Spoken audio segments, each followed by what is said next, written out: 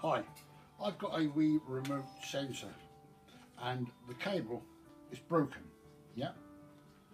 Now, you can fix this quite simply by just doing it with two candles, because they do the same thing as that. So look, throw that away, we go to here, and there you go. No sensor up there at all, just two candles here.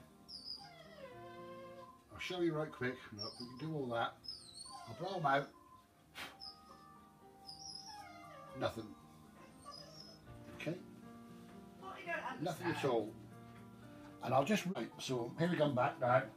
We're now going to light these candles again.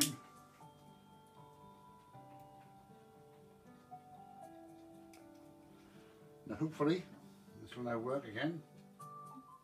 There you go. On the screen there now. Blow, 1, 2, 3. Nothing. Nothing at all.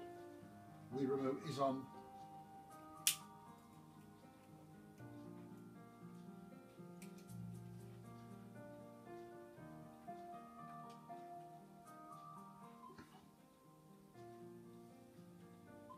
Candles now light.